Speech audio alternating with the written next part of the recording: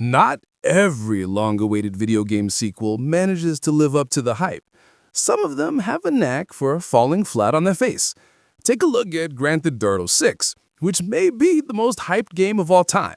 Knowing Rockstar Games' pedigree, you'd figure they're capable of delivering on it. But again, that's the exception, not the norm. It's not necessarily their fault, but just the nature of the modern gaming hype cycle. Most games cannot live up to the huge amount of expectations we put on them, especially when they've been in the oven for so long. Sometimes, though, the stars align and we get a sequel that can indeed live up to the hype. I'm not sure who said good things come to those who wait, but I do know it was Tom Petty who said waiting is the hardest part. Waiting was indeed the hardest part for these video game sequels, but the wait was well worth it. We can argue all day about whether or not Fallout 3 is truly a sequel to the original games. Yes, it's a numbered entry in the long-running RPG franchise, but it plays nothing like the original games. It has more in common with your stereotypical Bethesda open-world RPG than anything else.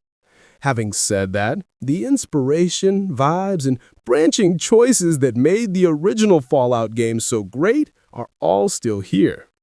The fact that we even have Fallout 3 to begin with is a cause for celebration rather than semantics, if you ask me. It's a great game that has continued to age like fine wine over the years.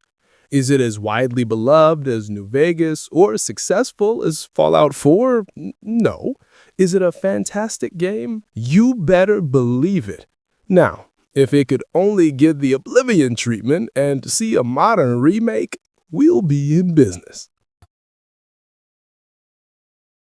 Fun fact, I played through the original Alan Wake long before I ever watched a single episode of Twin Peaks. Heck, I wouldn't even watch the show until several years later in preparation for the release of The Return.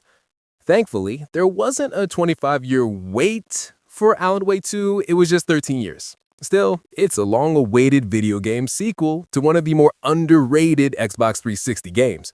And it's one that I'm so glad we finally had, especially with how the original ended. Remedy was able to flex their creativity in a way that few developers truly can. It's true to its roots, delivering a beautiful, haunting, and moody experience with a much larger emphasis on the action instead of being a pure, old-school survival horror experience. It honestly feels similar to the jump from Mass Effect to Mass Effect 2. Some of the quirks and jank are gone, but the game is ultimately better for it. I feel like it's a little too cool to hate on Starcraft 2, simply because it's not Brood War. Look, I need it. I'm a classic WoW player over retail, but I fully acknowledge that both are honestly very good games. That's how I feel about Starcraft 2, and I feel like the lack of mainstream popularity today isn't an indictment against the game, but an issue with the RTS genre as a whole. On release, Starcraft 2 met every single expectation I had. The multiplayer was fun, the story was engaging, and the mod support was truly impressive. I had many late nights in college discovering and trying new mods with friends. The idea to release the game over 3 separate SKUs is what it is, but at the end of the day, StarCraft 2 was ultimately well worth the wait. It's hard to believe that the wait between Pikmin 3 and Pikmin 4 was 10 years, but it's true. Despite the long wait for Pikmin 3 following the success of Pikmin 2, it failed to live up to the hype. It's not a bad game by any means, but it certainly wasn't worth the wait. Pikmin 4, however, absolutely was. This feels like a true spiritual successor to Pikmin 2 more than a direct sequel to Pikmin 3. It's never afraid to add new ideas that all find a way to come together to deliver a complete package. Ochi is a very welcome addition to the series. The game's difficulty is perfectly balanced, and it's the ultimate mix of everything that has made the franchise great over the years. Pikmin 4 is the best in the series, and it's not even close. Metroid Prime isn't a sequel, but instead a spin-off that takes the Metroid franchise in a different direction with first-person gameplay. So, while we saw 3 prime games plus the atrocious Other M released on the GameCube and Nintendo Wii, the traditional side-scrolling Metroid games were dormant since Metroid Fusion, aside from some remakes. That would change in 2021 with the release of Metroid Dread for the Nintendo Switch. This is actually a double whammy when it comes to long-awaited sequels. Not only is it Metroid 5, but also the long-lost Metroid Dread was originally planned nearly 20 years prior. While there have been countless Metroidvanias released in that gap, nothing hits home like Metroid, and Dread manages to deliver an authentic, challenging, and addictive Metroid experience. There was no chance I'd start with anything else. The wait for Silksong was, at times, unbearable. So many Nintendo Directs and Jeff Keighley events came and went without a Silksong appearance. Finally, we can look back at our frustrations and laugh. Silksong is one of the best reviewed games of the year. It's everything we ever wanted from a Hollow Knight sequel. Does the game sometimes feel a bit unfair? Yep, but shouldn't we want that? Aren't we so seasoned at Hollow Knight by now that we need to step up in difficulty? I'd like to think so. The first 2 Baldur's Gate games were released in 1998 and 2000, respectively.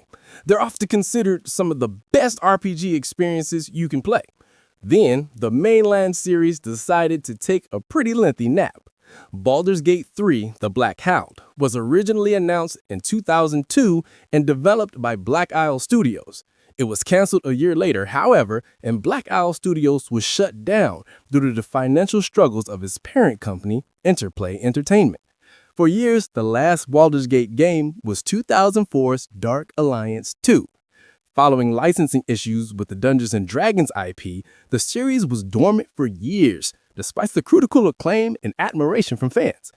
Finally, Larian Studio CEO Swin Vinky would approach Wizards of the Coast, who own the D&D rights, about developing a new entry in the series. After the success of Divinity Original Sin 2, they were given the green light. The rest, as they say, is history. Baldur's Gate 3 is one of the highest rated games of all time, having won countless Game of the Year awards in 2023. Speaking of games that were packed with developmental issues, there may be no bigger example of that than Stalker 2. It's not so much about the issues putting together the first Stalker game since 2009, but more so what's going on in the home developer GSC game world, as they're directly affected by the Russian invasion of Ukraine. That's not to say that the development was smooth sailing before that. GSC underwent layoffs following Stalker 2's announcement in 2010 before ultimately being canceled in 2012. Later in the decade, the wheels were set in motion to revive the game, leading to a reveal trailer at E3 2021 before its eventual release in 2024. Is it perfect? No, but it's such an incredible experience that we're more than willing to overlook the game's issues. It's a ton of fun.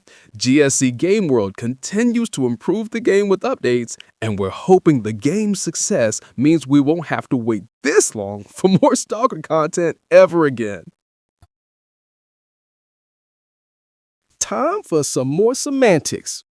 There are those who believe that the 2016 Doom reboot is just that, a reboot of the franchise and not a true sequel. Having said that, it's still a long-awaited game that for many years was stuck in developmental hell to the point where many people were convinced the game would never see the light of day. Boy, am I glad that it was able to overcome all of those issues. The world is better with the Doom games. It's a wonderful return to not just the franchise's roots, but the genre's roots as well. Every FPS doesn't have to have this big, epic, sweeping narrative or gameplay gimmicks. Sometimes all you need is fast-paced combat, over-the-top weapons, and non-stop action. That's what Doom has in spades.